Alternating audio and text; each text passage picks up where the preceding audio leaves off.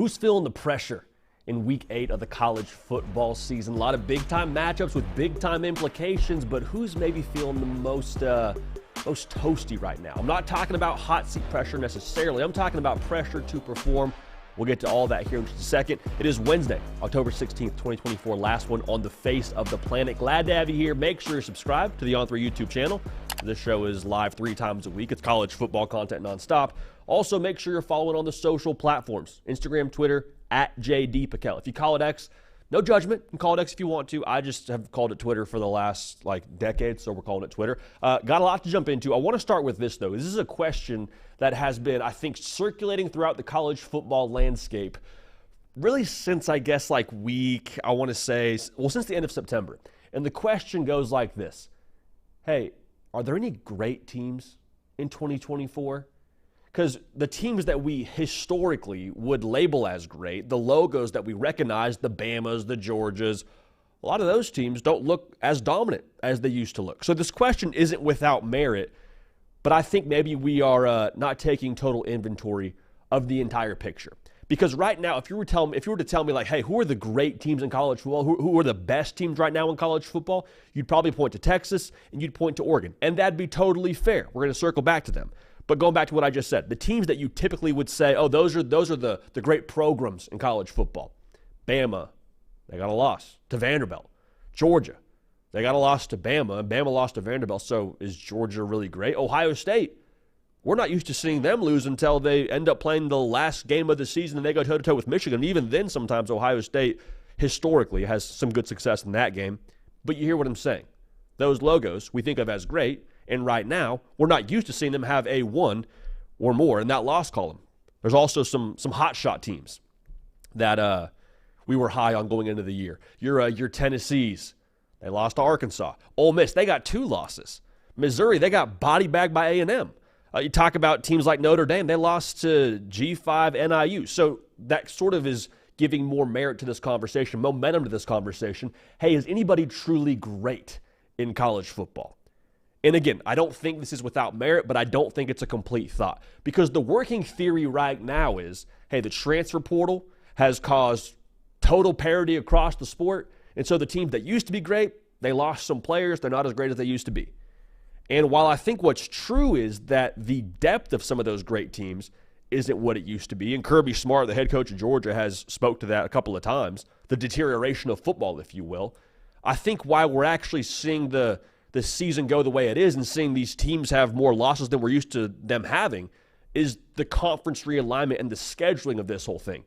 Because what I just said about Ohio State, with us not seeing them have a great test really until they played Penn State in November and Michigan at the end of the year, well, they played Oregon in the second week of October.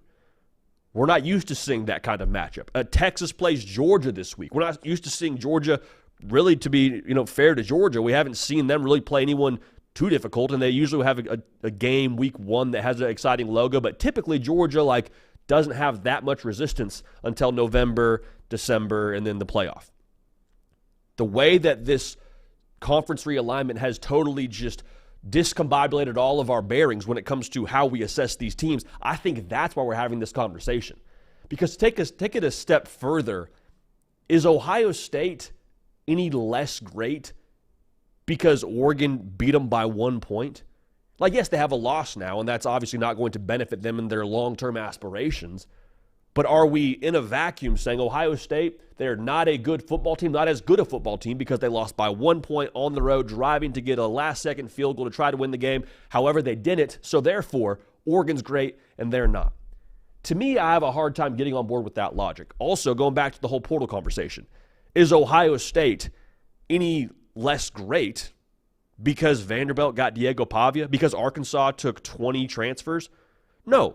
Now, is their depth impacted because they lost different players? Absolutely. 100%. That's definitely true, but I don't think it impacts necessarily Ohio State's postseason aspirations and what they can accomplish. Because what Kirby Smart was speaking to when he said the deterioration of football is happening, yeah, top teams are losing depth. That's 100% true. But guess what? The top teams are still the most talented teams. And so while there could be more parity across the regular season, what I've always said here is I think we are in for the most chaotic and chalky college football season of all time. Chaotic because of what I just said. The portal going to create a little bit more of I don't know if competitive balance is the word I would use. I think you probably use the word volatility. Like a Vanderbilt can sneak up on you now because they got a Diego Pavia. Arkansas, they reinvented themselves because they went and got a Taylor Green and double-digit transfers. Yeah, that's 100% true. But when you hit reset on the season and you see call it a 10-2 Georgia in the college football playoff, and let's say they draw Clemson in the first round, y'all, we saw what Clemson, Georgia is. We saw it week 1 in Atlanta, belt to behind for the Dogs. All right, like they handled business in a big way. So then say Georgia, using them as an example because I think they're one of the most fascinating case studies in this whole discussion of are there any great teams? Who does Georgia draw next? Let's just say they play the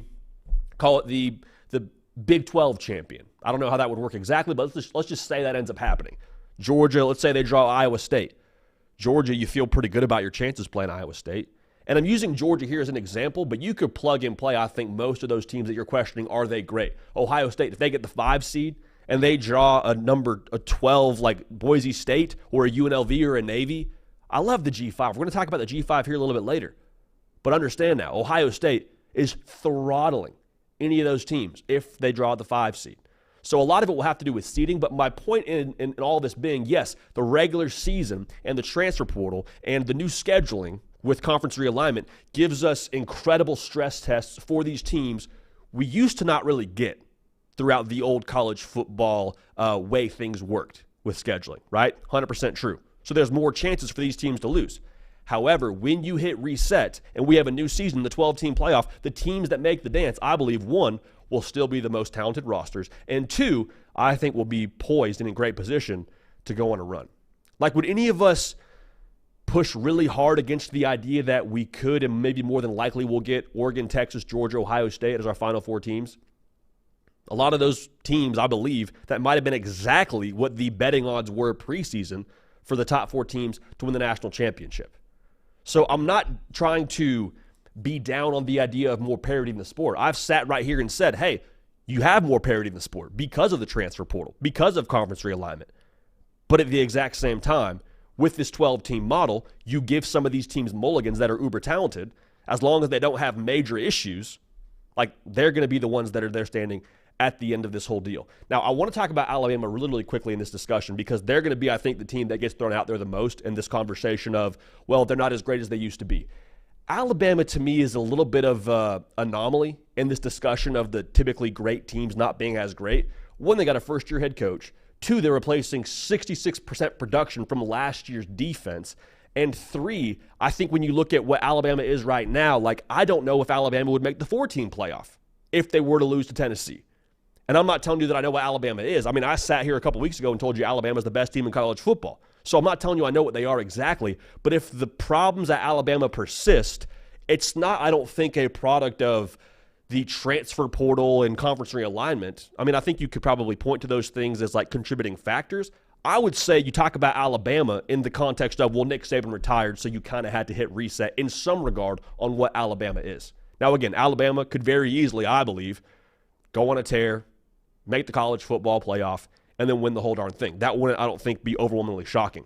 But if you want to point to Bama as being like the poster child for new college football and no great teams, I think there's a lot more to that discussion that we need to maybe unpack together. So are there any great teams in college football? I think so. One more thing I'll say here.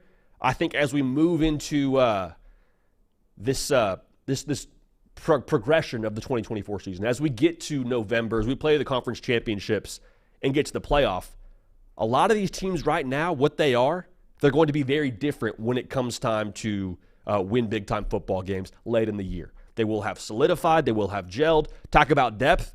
These teams still have more depth than I think X, Y, and Z team that's right up there with them. You know, the teams that are the big boys, more or less, the teams we traditionally tab as great college football teams, maybe they don't have as much depth as they used to have. They still have more than everybody else. All right? So, don't label these teams just yet. It is October, so we have a better gauge, but I don't think we know exactly who these teams are as it pertains to the rest of the college football season. Are there any great teams? Fair question. I just think the gauntlet has changed, and I think we still have a lot of great teams across the landscape. So again, glad to have you all here, man. This is the hard count. the People's College Football Show. It's college football, nothing but college football. The fact that we do this for a job, I mean, every single day I still walk in these doors, walk in the studio, sit down in this chair, and just feel overwhelmingly grateful to y'all to allow us to do this for a living. So thank you for that. Thank you for being tuned in. We absolutely know how lucky we are. If you're listening at your job or you're listening at school, shout out to y'all. We've had a lot of y'all get at me in the DMs and say, hey, I listen at work. Hey, I listen while I'm studying. Thank you for that. We appreciate you for that. Let me know on Twitter and Instagram where and how you are listening or watching the show. Glad to have you a part of this thing, man. Big show today.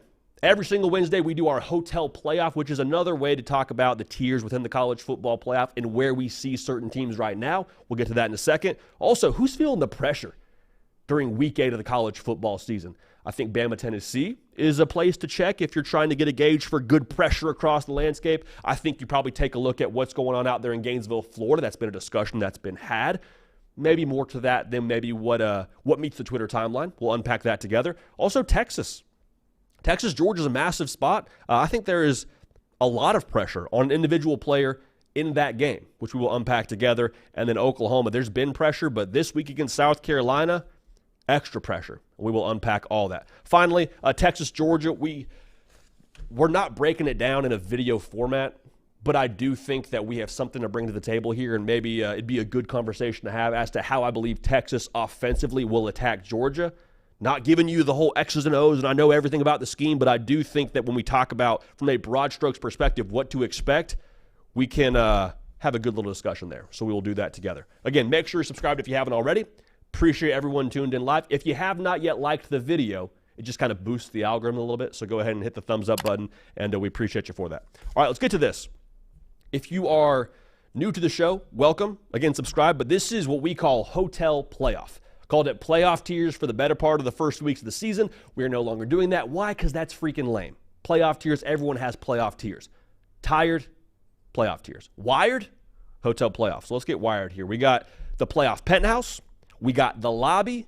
We got the teams that are what we would call waiting on a reservation. And then we got the G5 party, which isn't necessarily in the hotel per se, but it is sort of down the street, and they're having a good time, and they will have their chance to get into hotel playoff. So we'll unpack that right now. Let's start with playoff penthouse. These are the teams that we feel good about thus far into the college football season. Texas, to me, is the team you feel best about right now as it pertains to their chances to make the college football playoff. If you beat Georgia, and they are favored right now at the crib to beat Georgia, if they get that done, also I'll say we've picked Texas to beat Georgia. It's not a cakewalk, but it is a bit of a sprint to the finish. Like you finish your last hurdle. If you run the hurdles, I never ran hurdles in my life, but whenever I watch it on TV, this is how it looks. You finish that last hurdle, and you are just guts the rest of the way trying to get to that finish line. Because Georgia's the last test on your schedule. Like, yes, you got to go to Vandy. Hey, shout out to Vandy now. Nashville, I'll just say Nashville's a bit of a college football town now. Don't look now. You got to go to Arkansas, Taylor Green and company, Kentucky, at A&M. But, like, to be real, you could drop one of those games. You don't want to drop any of those games, especially the last one. You could drop a game and still find yourself very comfortably in hotel playoff. Could drop one of those games, and I believe still somewhat comfortably find yourself in Atlanta playing for a bye the first round of the college football playoff. So Texas, argue with the wall, they're in the playoff penthouse. Oregon, same deal. If there was any questions about what Oregon was this year, they just silenced all those this past week against Ohio State. For them, you just got to keep walking this tightrope, baby. Now, you're undefeated, so there's a little more width on that rope that you're walking. You still have Illinois. You got to go to Michigan. No Penn State. No USC. To be real, that Michigan game I just spoke to a second ago looks a heck of a lot more winnable than it did before the season started. The thing for Oregon is they have to be able to handle success well because I think early on in the year, I don't know if it was they were gelling or they were still maybe trying to find their own identity. I think they found it now, but we've seen so many teams, man, massive win, have a tricky spot coming up, and then drop a game they're not supposed to drop. I don't think that'll be Oregon. Just between you and me, I think Dan Lanning is the epitome of dialed in. I would venture the over-under for him is somewhere between 6.5 cups of coffee a day. Like he's wired.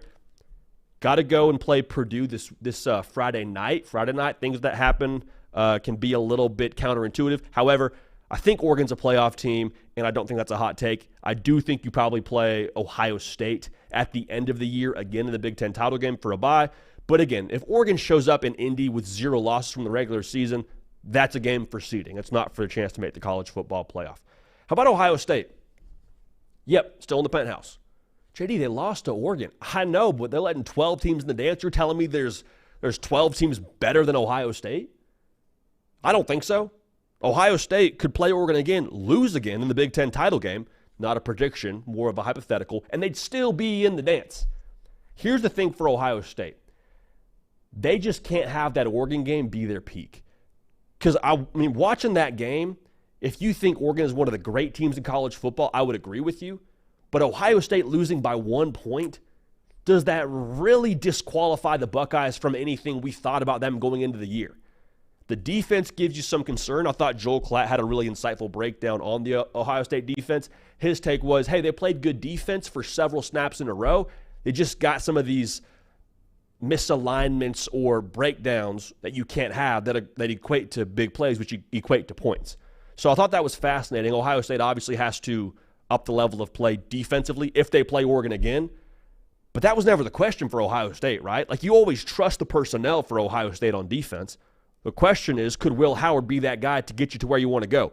300 yards, 80% completion percentage, 3 total touchdowns, used his legs really well. Clock ran out. Effort play didn't go your way. Are we sure Will Howard is really the issue here? To me, if he consistently plays at that level the rest of the way, Ohio State will find themselves not just in the Big Ten title game, they have a very good chance to find themselves in Atlanta. Defense got to pick it up, though. Now, Georgia. Yep, still in playoff penthouse. Yes, they lost to Alabama. I get it, but with the new 12-team model, they're going to be right there in the mix, especially if they can beat Texas this weekend. However, if you drop this game to Texas, if you do, forget about this. But if you drop this game to Texas, it starts to feel a little bit like a scratchy wool sweater.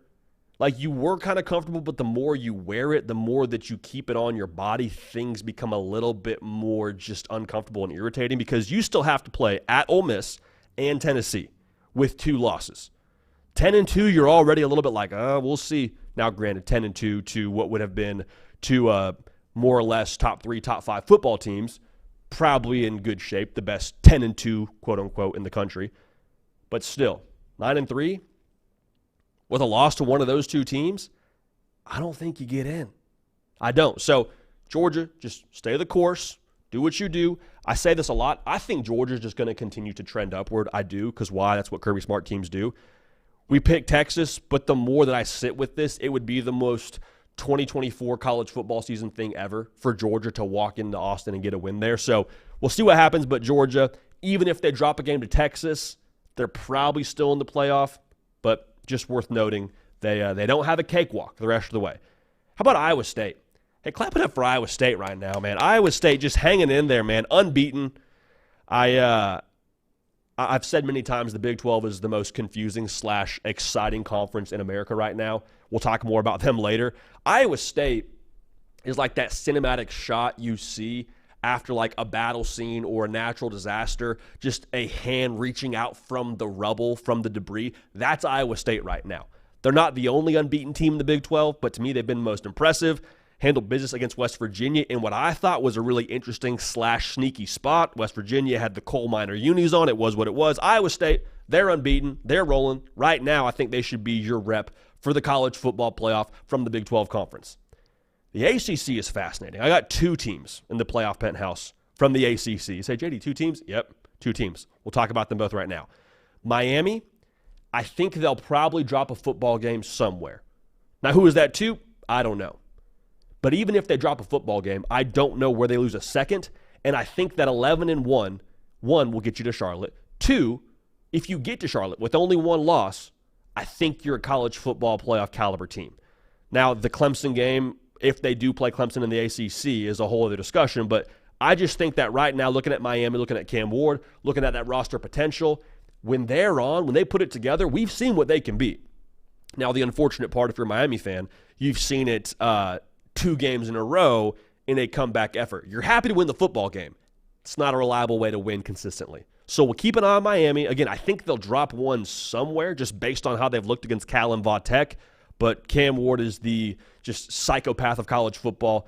I think he wills Miami into the college football playoff, and right now I have no reason to believe otherwise when it comes to where they will be at the end of the regular season. I think they'll be in Charlotte. Now, again, I've said this before. I think they'll meet Clemson in Charlotte. Now, Clemson has not been without a good stress test here. Played Georgia week 1. It was what it was. They still got to play Louisville. Got to go to Pitt. Don't look now. Pitt's unbeaten. And then obviously you have South Carolina at the end of the year. I think it's very, very easy for them to go 2-1 in that stretch. Now, it has to be the right kind of 2-1 because if you drop the game to Pitt and Pitt wins out, well, then Pitt's going to be in Charlotte. More on Pitt a little bit later. I just think Clemson has the chops. I really do. From what they have offensively now, I think that's the major differentiating factor for them. The big question is, can you go 2-1 in that stretch and have the one not beat a Pitt? I think you can. Notice now, nobody's talked about Dabo in the portal in a minute here. Funny how that works. Everyone was talking before the year, man, the decline of Dabo and Clemson and this and that. We were very much so, hey, need to see it to believe it. So far, Cade Klubnik's been like, hey, look at this. Look at our offense just humming. And not just humming from a points perspective. They're explosive offensively. Last time I checked, Cade Klubnik was somewhere in the range of like 8 yards a pass. Y'all, they were, I think, I want to say a good 2 yards below that a season ago. They were one of the worst in America. Garrett Riley's got the pan out. They're cooking. Cade Klubnik adding the sauce. The skill players in the perimeter doing their part. I'm just saying now, Clemson, look out for the Tigers. I would be fired up to see Miami and Clemson in Charlotte. Again, the portal buzz kind of turned down a little bit. Interesting. Penn State. Do I think Penn State is better than every team that we're about to talk about here in our college football playoff lobby? I don't. I also think that if you were to put them on a neutral site with some of those teams in the lobby, the other teams will be favored. And they did not look as impressive as you would want them to look against USC.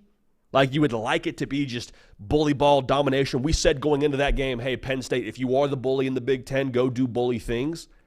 And they won the game. It took a little bit of extra effort. It took a 14-point comeback. No such thing as a bad win. You come back 14 down when being down 14 a year ago was a death sentence. Bravo. Let's keep it rolling. The reason why they're in the playoff penthouse for me is like I think 2 losses would be enough to make you concerned if you're a Penn State fan about your chances to make the college football playoff. Show me where that 2 losses are coming from. Like Ohio State, okay, that'll be a good game. Let's just say for the sake of this conversation, they dropped that game. Where's the second loss coming from? Wisconsin? I don't think so. Washington? Last time I checked, Kalen DeBoer and Michael Penix Jr. are no longer there. Minnesota?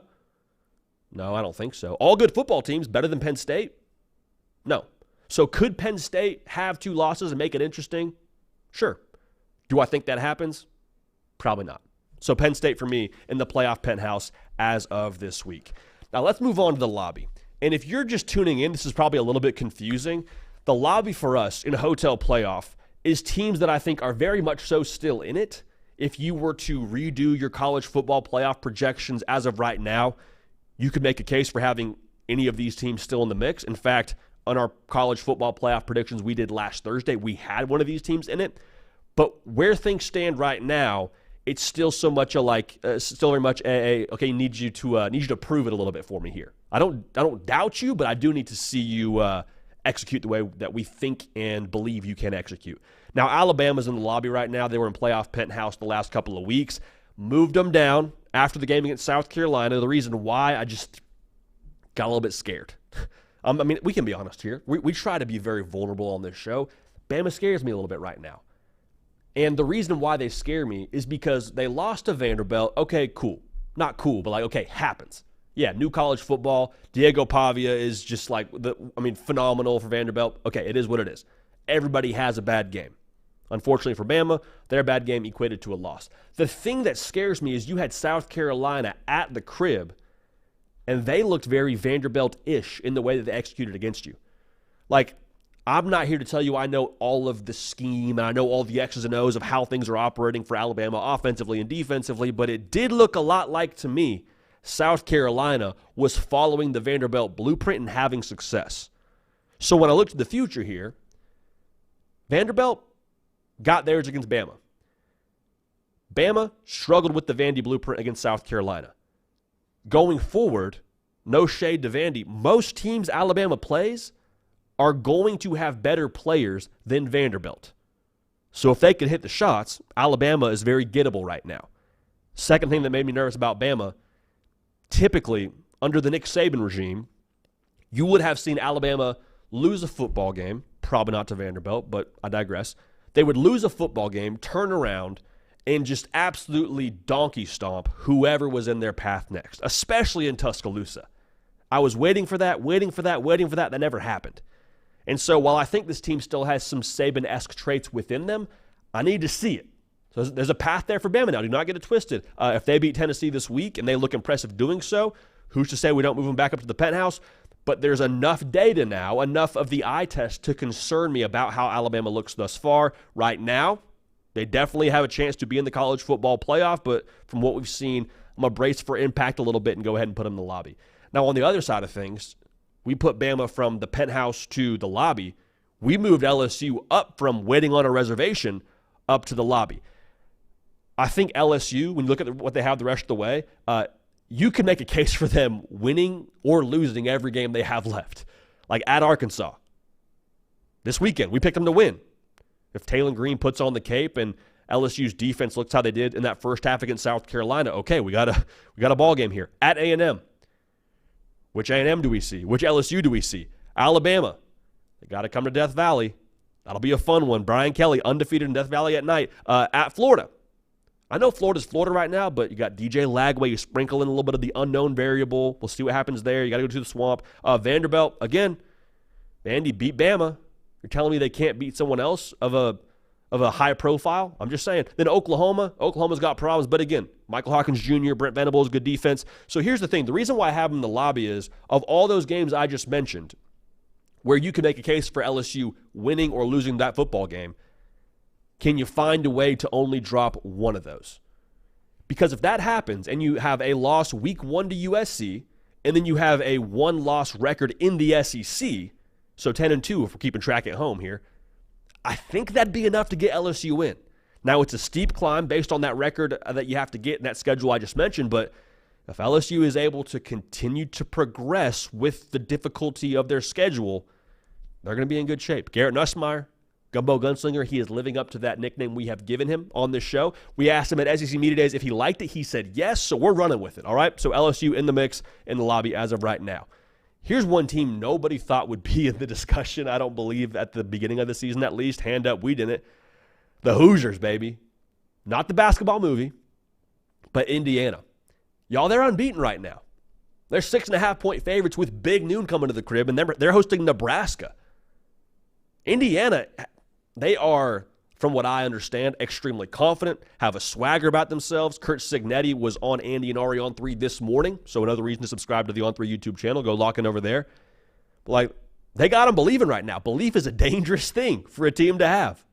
Not for that team, but more so for the opponent. Now, again, Nebraska this week, I think they'll have their work cut out for them. The thing with Indiana is I think they probably have to go 11-1 to make the playoff. But with only a loss to Ohio State, if that's the only blemish on their record, I think that's doable. Like, Michigan isn't what you thought they were. At Michigan State, yeah, you got to go on the road, but like, we'll see. Nebraska is a major hurdle for them this week. We'll see what they do. But Indiana, by nature of their record, I think you got to put them in the lobby right now when it comes to the college football playoff. Texas A&M, they're in the lobby for me this week. I believe they'll make the playoff. I said that previously on last Thursday's show. I still feel that way. I think that the formula they're working with right now is repeatable because of what they have in the trenches. They got their work cut out for them. There's no way around it. The road games probably worry me the most. LSU, obviously, at home is going to be a great test, but like the game at Auburn. I know it's Auburn. Auburn's got their own problems, but like just Hugh Freeze's team, they get up for games like that. At South Carolina, again, makes you a little bit nervous. The reality is you could drop the game either to LSU or to Texas as long as you don't drop both and you win the rest of your road games. And I think you're in the college football playoff. Now, here's the big takeaway for me when we talk about A&M. I want us to really have a conversation about this. There is now for Texas A&M something there wasn't under the Jimbo Fisher regime. And this is not me trying to dunk on Jimbo Fisher, but when you watch A&M play football, it is clear there is a real identity with them. That's why you brought Mike Elko in. And typically you don't see that identity really permeate throughout a football team and show itself in the on-field product until like year 2, year 3. Seeing this team have the identity of Mike Elko tells me there's buy-in, tells me there is real good cohesion within that team, because right now they are physical, they are disciplined, they are aggressive, they play line of scrimmage football, and they win line of scrimmage football. That's why you brought Mike Elko in, to be all those things. And to see it translate so quickly, I think is encouraging, obviously, for this year. You're in the college football playoff conversation in Week 8. That in itself is a win. But talk about the future at A&M, talk about the trajectory right now of what they're doing. I would have to believe the habits of A&M internally are championship-level habits. I'm excited to see what they are in the future. I'm not telling you they're winning the SEC in the future, they win the national championship, but to have everything they have going for them right now so early on, trajectory and direction should tell us a lot, and the direction at A&M is phenomenal from what I can tell. So this week for us, they're in the college football playoff lobby. So that's the lobby. We've talked through the penthouse and the lobby. Those are the two tiers, obviously, by nature of them being near the top of hotel playoff, that you should feel most optimistic about your chances for the college football playoff. Now, here's where it gets a little bit more messy. Here are the teams that are, for me at least, waiting on a reservation. These are the teams that got to hit Expedia, got to, pull up the Marriott points. Whatever you do to get your reservation, these teams got to do it. Again, they're not out of it, but they got some work to do and maybe in some sense need some help. Ole Miss needs some help. They have 2 losses now. They got to win out. You got Oklahoma. You got to go to Arkansas. You got Georgia. Now, if you can win those games in a somewhat definitive fashion and then be able to win the Georgia game, I don't care if it's by field goal or by 10 points, now we're in the discussion. 10-2 Ole Miss with losses at Death Valley and an early loss against Kentucky, you can make an argument for, but again, I think you need some help across the SEC and quite frankly the college football landscape to find yourself into the playoff there. Now, Notre Dame, JD, Notre Dame only got 1 loss. Yeah, who's that 1 loss to? Right, G5 NIU. And people come after me for having Notre Dame in the waiting on a reservation tier right now and having A&M in the lobby. And I'm like, my man, it was week 1, first of all. Second of all, Notre Dame lost to a G5 team. Third of all, Texas A&M body-bagged a top 10 team like a couple of weeks ago. Like that should, I think, count for something, the way that you progress. So from a resume perspective, I'm a little bit worried about Notre Dame with that G5 loss. However, the A&M win should count for something. It absolutely should. I think they need to win out, is why I have them in the waiting on a reservation. Because the playoff walls, I think, are starting to shrink a little bit on their path. You got to go to Georgia Tech this week. I believe that game actually is in Mercedes-Benz, so that'll be a good time. Heck yeah, that'll be a good time. Georgia Tech, yeah, you said it, at Georgia Tech? It's neutral, yeah, okay, but I think it's in Mercedes-Benz, so I think it'll be, yeah, okay, Nick and I are having a conversation off to the side here, keeping me correct. So I appreciate that, Nick. Yeah, so Mercedes-Benz, Georgia Tech. You would believe it's mostly Georgia Tech fans, with it still being in Atlanta, still a road game of sorts. I mean, Georgia Tech's taking like a 15-minute bus ride. Notre Dame's got to get on a plane, you'd have to believe. So with that being said, you also have to play Navy at MetLife and Army at Yankee Stadium. Navy and Army now, we got them in the G5 party, 2 wagons, 2 operations out there. Bryson Daly for Army giving out military-grade stiff arms. More on the folks out at West Point here in a little bit. But the bottom line here is you have those, and then you have USC. Can you go undefeated into that stretch? Maybe you'll be favored in every game, but I don't know that I would pick you to win every game. Again, I want to trust. I want to believe. Marcus Freeman's one of my favorite coaches in all of college football. You heard me speak, so glowingly of Jeremiah Love and Mike Denbrock. Riley Leonard has got to put it all together. Done a good job for the most part here going forward, but it's been hot and cold. I don't know what to believe just yet. Tennessee, hey, only lost 1 game. Totally true. But you have Bama this week in Knoxville. Get a win there. That changes the discussion for sure. But you also have Georgia. You also have Kentucky. Heck, going to Vanderbilt. It's funny how much Vanderbilt is factoring into this equation. But they factor in nonetheless. And I think you can only drop one of those. Like 10-2 Tennessee, it's a discussion, especially if you get a win over Georgia and Bama, and then maybe you can drop a Kentucky. I don't know how it works out. The reason why I have them in the waiting on a reservation tier outside of the schedule is the offense is making me nervous. Like, the offense was ripping and rolling early on in the year. Totally true. But then the level of difficulty, level of competition improved. and we've seen the offense kind of stall out. Now, I think it's also fair to say, hey, is Heupel calling the offense a little bit differently because he has a defense to lean on for the first time since he's been at Tennessee? That's a fair question to ask. It's totally a fair assessment to have. But I need to see a little bit more juice from the offense. We should not be in overtime with Florida. No shade on Florida. I get it's a weird game, weird rivalry. I understand all that. I need to see Tennessee kick it up a notch offensively. If they do, bam, up in the lobby, find your way in the penthouse, awesome. But right now, got him in the waiting on a reservation spot. Pitt? Yeah, Pitt. The Panthers. Yeah, the Fighting Narduzzi's. They still have some tricky ones left, but y'all, they're unbeaten. Like, yes, you got Syracuse, you got to go to SMU, you got Clemson, you got at Louisville. That's going to be a really tough gauntlet to run. But they're at least in the discussion of hotel playoff. I want to highlight someone, too. Offensive coordinator for Pitt right now, Cade Bell, one of the younger OCs in all of America, has the boys buzzing. Eli Holstein, remember that name? Quarterback from Alabama, now at Pitt. Y'all, they're averaging 34 points a game. Pitt can and will score. So unbeaten right now. Got to probably get a few more quality dubs on the resume before we move you up. But you got to talk about Pitt now when it comes to the college football playoff discussion, because obviously if they win the ACC, they're going to get a bye in the first round of the college football playoff. Heck, if they beat Clemson, can you imagine that? If they find themselves beating Clemson and maybe they find themselves in Charlotte, crazier things have happened. Playing good ball right now out there at Pitt. So they're definitely in the playoff discussion. They are waiting on a reservation. We did this exercise last week. I want to do it one more time. The Big 12, man, it's a mess. It is an absolute mess. You got 3 teams with 0 losses. We already mentioned Iowa State. They're in that discussion, as well as BYU and Texas Tech. I think Iowa State is the best of those 3, so therefore they're in the playoff penthouse. Then you got a handful of teams with 1 loss in the conference. Again, the 0 loss discussion was speaking to the Big 12 conference for clarity. But then you have all these teams with 1 loss in conference. West Virginia, Cincinnati, Colorado, Arizona State, Kansas State. God bless the Big 12. God bless, everyone who has to figure that mess out. I don't even want to know what that whole tiebreaker situation would look like. It is Hunger Games, like we said it would be. I think you get 1 team in. Obviously, I think it's the 1 team that wins the conference, clearly, but I don't think you get an at-large bid is the point in saying that. So those teams for me are all waiting on a reservation, and God bless the Big 12, bringing the chaos. True to the 2024 season, the Big 12 providing chaos, and you love to see it.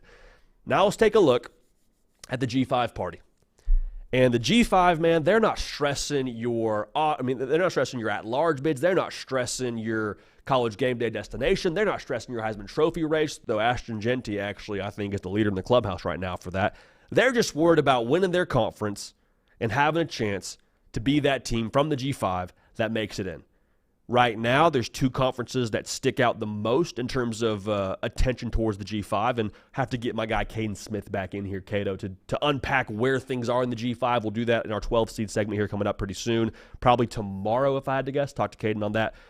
The Mountain West and the American are the 2 conferences I'm watching like a hawk right now. Boise State and UNLV from the Mountain West. Army and Navy.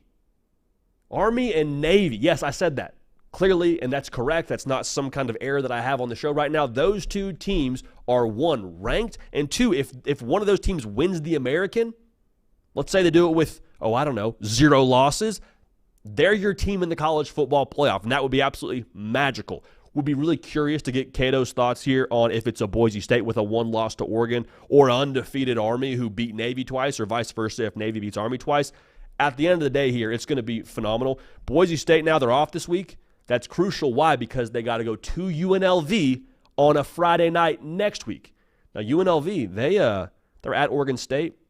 And I just mentioned Boise State comes to town next week. That'll be a major fork in the road, high-impact kind of G5 game, and obviously high-impact within the Mountain West. Worth noting, both those teams will play San Diego State. San Diego State now, no losses in the conference. So keep tabs on the Aztecs. Now, Liberty's in this discussion.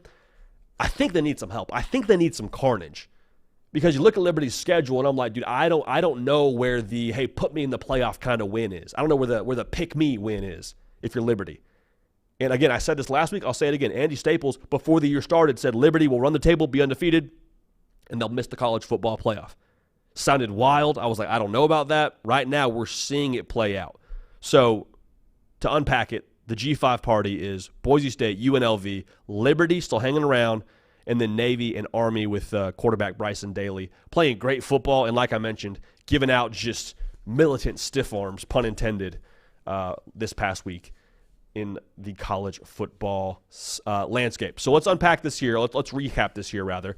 The teams in hotel playoff right now will go penthouse down to lobby, down to who's waiting on a reservation, out to the G5 party. In the penthouse, we got the Texas Longhorns, Oregon, Ohio State, Georgia, Iowa State, Miami, Clemson, Penn State, and that does it for the playoff penthouse. And then in the lobby, we have got a little bit of a more thin crowd in the lobby this week. We got Alabama, LSU, Indiana, and Texas A&M. And then the teams that are trying to hit Expedia, trying to find a reservation, trying to find a deal right now, I've never used Trivago, but maybe that would be beneficial for the folks that are needing a reservation. Ole Miss, Notre Dame, Tennessee, the Big 12, God bless them. I mean, there's just a whole cast of characters there, and then Pitt as well. And the G5 party we just mentioned, Boise State, UNLV in the Mountain West, Army and Navy in the American, and then Liberty hanging out with no losses. So it's going to get interesting. It's been interesting. It will continue to be interesting, and I cannot wait to watch what happens here the rest of the way. Probably should have done this earlier, but let's get in a quick word from our friends over at Prize Picks. All right, they are bringing y'all the hard count today. Good folks, doing good work, helping us squeeze the life out of every single college football slate, every single Saturday. I would say Saturday, but y'all, you can get after it on the Friday night slate. There's obviously also plays to be had on other sports as well. We play exclusively college football. The bottom line here is if you use code HARDCOUNT, $5 in lineups when you play that, code HARDCOUNT, $50 in promo funds. $50.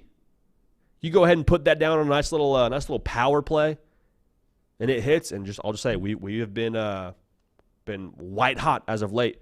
Have a chance to triple that. I mean, bottom line is here: get dialed in, use code HARDCOUNT, $5 in lineups, $50 in promo funds. We have a square we like a lot a little bit later in the show for you, but just stay dialed in is all I'm going to say, because there's a lot to unpack here on the Prize Picks front every single week, and we have been dealing out nothing but winners. So we appreciate y'all being dialed in. So let's move on to this next segment here, and I think it's an appropriate discussion to have right now with the stacked slate that Week 8 is of the college football season. Hey, who's feeling the pressure? Who's in the pressure cooker? I had to ask Nick Brake before the show started who sings the song Under Pressure. The dun dun dun dun dun dun dun dun. It's Queen and David Bowie, you said, Nick? Okay, nice. So that's pretty cool. We got that under our belt. Who's feeling the pressure, though, in Week 8 of the college football season?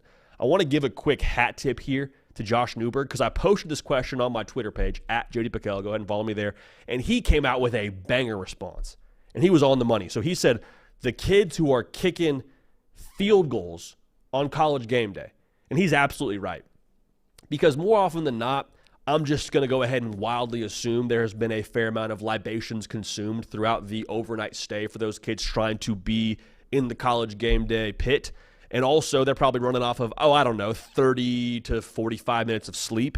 And then somehow, some way, imagine a College game day staffer walks up to you, taps you on the shoulder, you're 17 Red Bulls deep and maybe a handful of other libations that you have to be over 21 to consume. And they say, hey, you want to kick a 33-yard field goal on national television with Kirk Herbstreit, maybe Nick Saban, holding it for you with a chance to win $100,000 and change your life?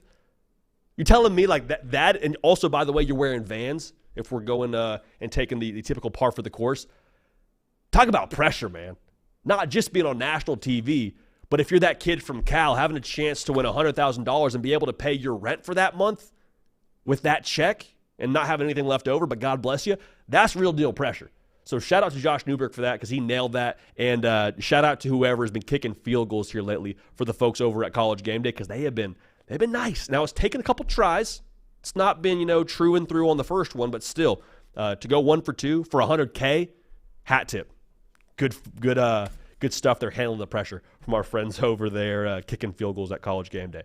Now, on a more serious note, I think Oklahoma's bowl aspirations are under major pressure this upcoming weekend, because they're 4-2 right now. Okay, two more wins gets you to 6-6, or gets you to 6 wins, rather, not 6-6 necessarily, but gets you to that threshold of making a bowl game.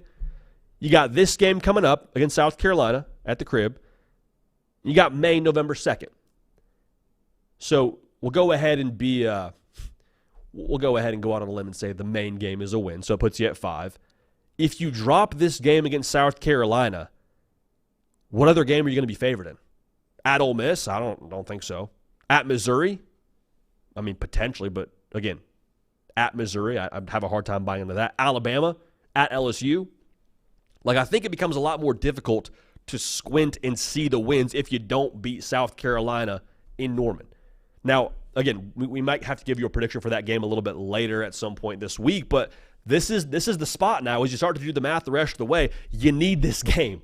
You need this game. Otherwise, you are playing for bowl aspirations against Missouri or Alabama, and I don't know if Missouri is all that great. We actually preseason picked Oklahoma to beat Missouri, just so we're on the same page. Things get uncomfortable. Things get pressure-packed quick, fast, and in a hurry.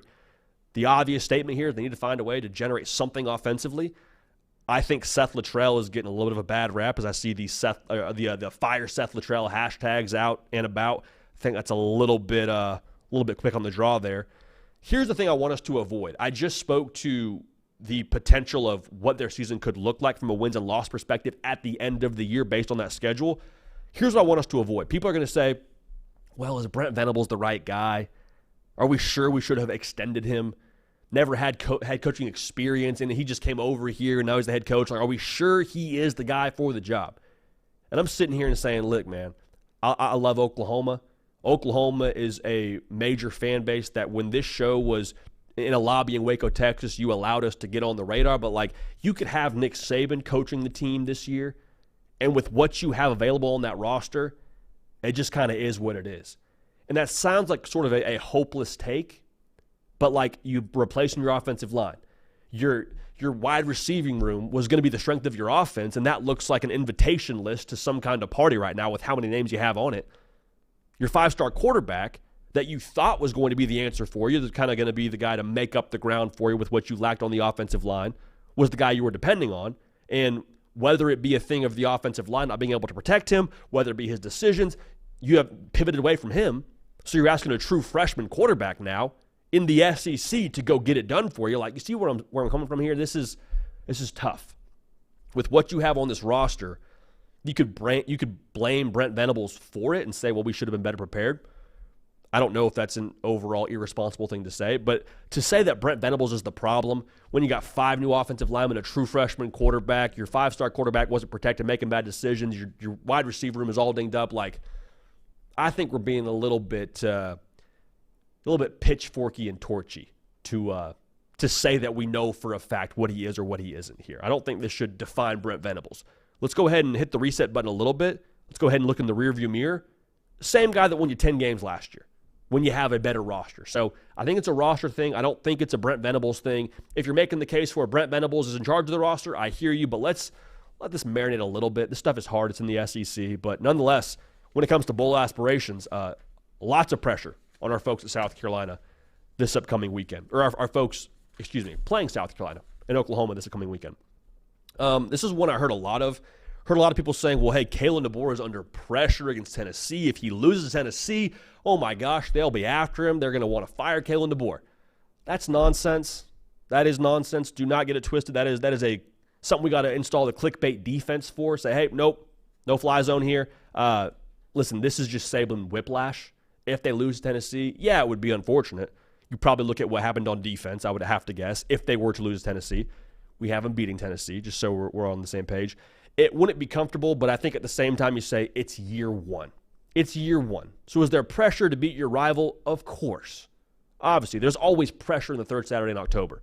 I think the greater amount of pressure in my mind actually falls on Josh Heupel. Now, when I say pressure, hear me loud and clear. I am not saying that if they lose to Bama, Josh Heupel's job in some way, shape, or form should be in jeopardy. I do not believe that for a minute. Okay, so hear that clearly, hear that loud and clear. The pressure, I think, is more so on the expectations that are there mixed with the opportunity that's there with Alabama this week. Because, listen, Alabama, for the first time in a minute, looks extremely human. Now you say for the first time in a minute, obviously you beat them in Knoxville a couple of years ago. But what I'm trying to say is this is the most gettable Alabama has looked coming into Knoxville in a minute. I mean, the spread, I believe, 2 years ago when they came to you in 2022 was a touchdown. They were favored. They're favored by 2.5. So Vegas is lining up with that. They're at your place. You've got a gifted quarterback. Hasn't been able to turn it on just yet as of late, but that's still there. You have a defense for the first time in 4 years. No, by the way, also, it is year 4. So you factor that in as well. So there's the expectations with all of those things. Then you pair it with the opportunity that sits here for Tennessee.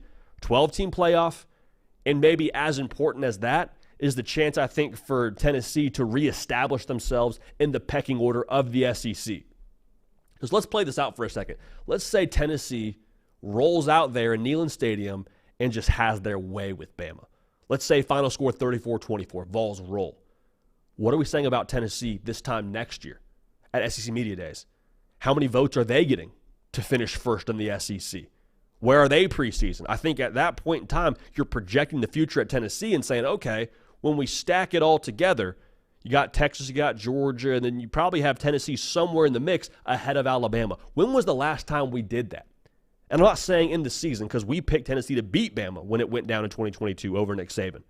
But to truly going into the year say, yep, Tennessee is better than Bama, I don't know that we've said that for a long time. And if they take care of business against Bama this year, and then Kalen DeBoer, let's say they finish 10-2. Let's say their losses are to Vandy and Tennessee.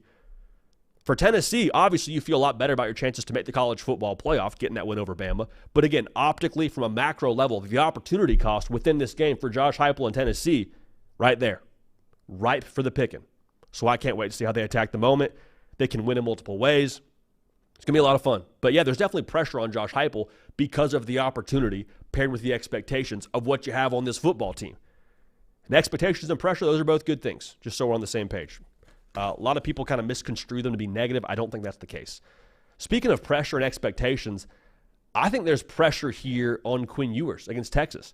Because I think a lot of people are saying, well, Kirby Smart, man, if they drop another game, the narrative around Georgia starts running rampant. And I think we'll talk about that a little bit more tomorrow, actually, in terms of what's at stake here for Georgia. But for Texas, I think the pressure is on Quinn Ewers for a number of reasons. The big picture, I think, pressure is around Texas and the opportunity cost for them, much like we just spoke to for Tennessee. Like, Texas keeps telling you who they are. Handle Michigan at Michigan. Last year they beat Alabama at Alabama. We were there, and it was a lot more, I believe, definitive than the final score made it look. I digress. Texas keeps telling you we're a big dog in the sport. We're a tier 1 team in the sport. Won the Big 12, made the college football playoff. I think for some reason, optically, we keep going back to what Texas hasn't been over the course of the last however many years. The logo's got all this juice and excitement, and the fan base is always expectant. And then when they've underachieved, people are very quick to say, they're just the boy crying wolf. Texas isn't crying wolf anymore. There was a wolf, and Texas exterminated it. Texas is the wolf right now. Okay? And so if they go out and beat Georgia, that would be the statement loud and clear. Again, hey, look it, blue check, verified, that's us. We're a big dog in this sport. And the reason why I think the pressure falls on Quinn Ewers here is you need Quinn Ewers to be dialed into the nth degree to win this football game. We got a breakdown on that in just a few minutes. But when it comes to Texas, again, winning this football game, the area of opportunity in this matchup is the Georgia secondary. Bama went for darn near 400 through the air against them. Mississippi State, air raid still, went for over 300 against them. You win this game with A-plus Quinn Ewers. Like, I don't want to put too much pressure on the guy, but I think by nature of the situation, by nature of coming to Texas and being the quarterback at Texas in this matchup, there's pressure in spades here. And I would say this too for Quinn Ewers, and I don't want to get too like hyperbolic and nostalgic romantic about college football, but I will say there are what I would call legacy games for quarterbacks, like games where you look back in the history books, you flip through your own catalog of college football memories, and there's a couple of moments that you remember great quarterbacks by, and typically it's against big dogs in the sport by nature of Bama being Bama over the course of the last few years. A lot of them, for me, come against Bama. LSU, going to Tuscaloosa, Joe Burrow, that magical run, legacy spot for him. Johnny Manziel in Tuscaloosa, legacy spot for him. I think you could argue Dylan Gabriel against Ohio State in Autzen. I think that was a legacy-esque kind of game. If Quinn Ewers goes out and does what he needs to do to win this football game, which I think would be north of 300 yards, probably somewhere in the neighborhood of 3 touchdowns, I think that you go ahead and say, hey, legacy game for Quinn Ewers. When you think about his time at Texas, you think of the Big 12 title, of course. Think about him making the college football playoff and slaying the Dragon in Tuscaloosa, which was absolutely a legacy spot. But if you beat Georgia in the 12-team era, where you're the number 1 team in America, and you defend your turf against what has been the standard in college football and Kirby Smart, legacy spot through and through for Quinn Ewers. Go ahead and sign your name on it. So one more spot I want to talk about here is being heavy pressure. Billy Napier, obviously a lot of pressure around him going into the season. I understand the thought that, hey, if they lose this game to Kentucky, then you have the bye week, and then it becomes, I don't know if easy is the right word, but it would make a lot of sense to part ways at that point in time, have a week to kind of get your bearings as a football program and figure out who the interim coach is, and I get that, but this kind of just feels like bonus time to me when it comes to Billy Napier at Florida. And that sounds kind of harsh, and I hate that it sounds harsh because on a personal level, I'm a fan of how Billy Napier operates. I think he cares about the right things. I think it's a hard job. That's not me down on Florida. I just think sometimes the person in the job don't mesh. Maybe it's timing. Maybe it's a number of other things that you could point to, and I think it's pointless to try and list them out and make sense of it. But for whatever reason, it has not been a fit. And the reason why it feels like bonus time to me, the Miami game happens, and that's discouraging. I don't think that was where you lose the job. The Texas A&M game, where they roll in there with a backup quarterback and handle business, that was the game where you're like, okay, this might be how it works. And I hope I'm wrong. I hope Billy Napier does great things, and they go out and have a lot of success the rest of the way, and we have a conversation after the year of okay, give them another year. I hope that's what happens. But for that to happen, I think you would need to see something drastic. And now you're playing a true freshman quarterback in DJ Lagway. Let him cook. I'm all about it. You hate that for Graham Mertz, which is a whole other discussion in itself. That made me sad, seeing all the injuries, Graham Mertz being one of them across the college football landscape the other day. What I just said, to turn the tables, you need to see something drastic. And I would be wildly surprised if we did see something drastic from Florida, where they go out and blow out Kentucky. Let's say they go out and beat Georgia, and I think it might need to be by a touchdown or so. Those are the kind of things I think it would take for Florida to capture momentum around keeping Billy Napier, and those things to me feel very, very difficult to imagine. So if they happen, we'll revisit this discussion and we'll talk about it, but the pressure on Billy Napier in this game, I don't think there's pressure. I think it's house money. I think if they blow him out, great. We'll have a discussion about it, and maybe that changes things, but overall, it just feels a lot like, unfortunately, feels a lot like bonus time when we talk about him as the head coach at Florida. And again, I hate that. I absolutely hate that, but I think that's kind of where we are right now. In week 8 of the college football season for our friends out in Gainesville. So I'm not saying lose hope. I'm not saying pack it in, but I am saying okay, we're all reasonable people, and we all saw what happened against A&M, and I think we can kind of make our own assumptions and opinions from there. That's mine. So here's one more thing I want us to talk through here as we move into the beautiful thing that is the week 8 college football slate. Texas and Georgia is the blockbuster. There's no way around that. We did our game prediction for this yesterday on the live show, so go check that out. It's on the channel if you haven't already. Gave you our final score, all that. Again, wouldn't touch the spread. Spoiler alert. How is Texas going to attack Georgia? Because that, to me, is going to dictate the outcome of this game. If Texas can score and just quite frankly take advantage of the Georgia secondary, which has proven to have some holes, they're going to win the football game, right? That's pretty straightforward. So how is this going to look from a gameplay perspective? I'm not in the building. I'm not sitting in quarterback meetings. I don't have the play diagrams. I'm not dialed in like that. But I do watch a lot of college football, much like you, and play the sport and have, I think, a pretty good feel as to what I would expect the attack to be on the Texas side of things offensively. So, one, make sure you're subscribed. College football, nothing but college football all year round. Analysis like this, game predictions, recruiting talk, it's college football for college football sickos. Not just during the season, year-round. So appreciate you being dialed in. Love y'all. I think the Texas plan against Georgia will be a similar flavor to what we saw them do against Michigan. Because we came into that game against Michigan when we broke it down for Texas on that side of things. I was like, listen, I think Michigan, as good as they are on defense, Fresno State was hucking rocks, man. Did they connect on all of them? No, but they had some matchups that they won. And that was what Texas did early on. I thought, hey, maybe Texas is going to run the football a little bit. No, it was throw to run. So I think early on, Sark has proven he likes his matchups. When he has them, he will go after them.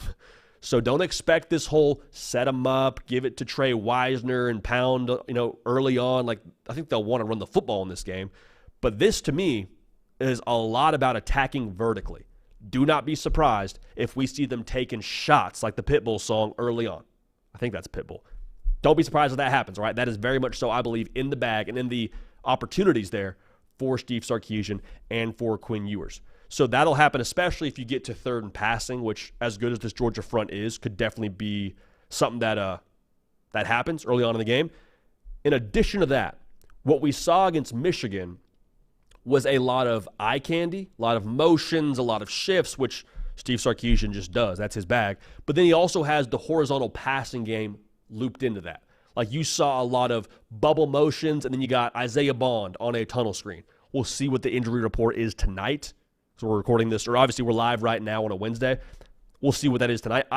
It sounds like they feel good about Isaiah Bond from what I can gauge. So, going back to what I was just saying, a lot of horizontal passing game, a lot of horizontal movement. It could be some jet sweeps as well, some perimeter run game. What does that do? It forces you as a defense to have to chase me. That's a net positive. We'd like to pick up yards. I think they will pick up yards that way. But when we're going, east and west, and those big boys in the perimeter got to do the pursuit drill for a couple of plays in a row, guess what happens? They get tired. And so if those vertical shots are hitting, and if you're able to have the success in the horizontal game, one, we're nervous about the pass as a defense. Two, we're worn out up front. So then what happens? If you're not watching right now, if you're listening on podcast, I am putting hand to fist, and that is what Texas will try to do to Georgia. They'll try to get downhill. I think it'll still have some window dressing. I think it'll still have a little bit of, something to try and throw off that second level of the defense and get them displaced. But overall, it is going to be, we're coming downhill at you. Can you handle us for 3 plays in a row? Like, I wouldn't be surprised if it was pass to run, like I just mentioned early on. That's, I think, who they ultimately want to be at the end of this football game. Because if you got Steve Sarkisian with some true serum in him, yes, he's a quarterback whisperer. Yes, they're going to want to throw the football. But I think if you really got an honest answer from him, he wants to run the football until you stop. Until you stop it. Like, he wants to be able to punch you in the mouth, play after play after play, until you prove that you can stop it. And also, I'll say this too, the strength of this offense, as much as you talk about the skill players and the quarterback, you can make an argument for it being the offensive line. Like, what they are up front, the way they imposed their will on that Oklahoma defense that I believe is a really good unit with a lot of NFL players, Danny Stutzman being an NFL linebacker, that showed me something. I think they'll try to go back to that, and I know that's who they want to be, I think, at the end of the game when it comes to how this thing is going to turn out. So to put it simply here, end of the third quarter, fourth quarter, Texas wants to lean on you, have you worn out, have some points on the board to play with when it comes to a lead, and then they want to take the life out of you. They're not Michigan in that sense because Michigan was kind of, we're going to lean on you for all 4 quarters. But the great teams, the championship teams, they have that in the bag. When we get to the end of the third quarter, end of the fourth quarter, end of the beginning of the fourth quarter, we can then just start to squeeze, start to apply pressure.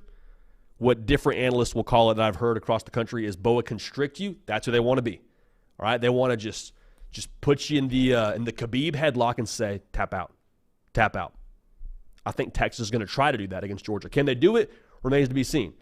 But if they're able to do it, it's going to be on the shoulders of Quinn Ewers. We mentioned in an earlier segment, there's enormous pressure on that guy because of what this game plan, I think, will require of him. A big reason why we know Texas beat Bama last year in Tuscaloosa, what happened? Yes, they created matchups. Yes, Alabama wasn't able to match up well enough in the secondary, and you got 3 NFL wide receivers for Texas at that point in time, plus the NFL tight end, so that helps. They hit the open shot. When there's money on the table against the elite teams in college football with Kirby Smart on the other sideline and Glenn Schumann calling the defense, like, you cannot leave money on the table. And Texas didn't against Alabama. That has to be the case in this game. Quinn Ewers, a little rusty last game, can't have it. Whatever you got to do, I don't know what you would use to knock rust off of a tool, but you got to use that for this game, okay? Get it all off, get ready to roll, and be dialed in. Because if you can be dialed in downfield, everything else from that point, I believe, will open up. I said it again. This Georgia secondary is gettable. I think Sark will go after them. Once they go after them and also have some horizontal pass game, get you worn out, get you running back and forth, then you run the ball, you impose your will, and I think that's who Steve Sarkisian wants to be. So the Prize Pick Square that we love this weekend, we're all about it, all over it. Quinn Ewers, his pass yard total is set at 255.5. Go ahead and take the more there. I mentioned Bama, I mentioned Mississippi State.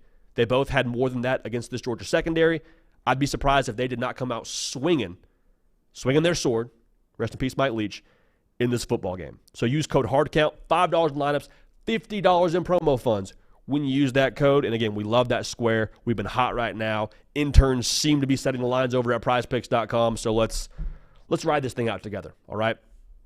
I can't wait to watch this game. It's going to be a lot of fun. And golly, it's going to be incredible. It's going to be so incredible. I cannot wait. Cannot wait.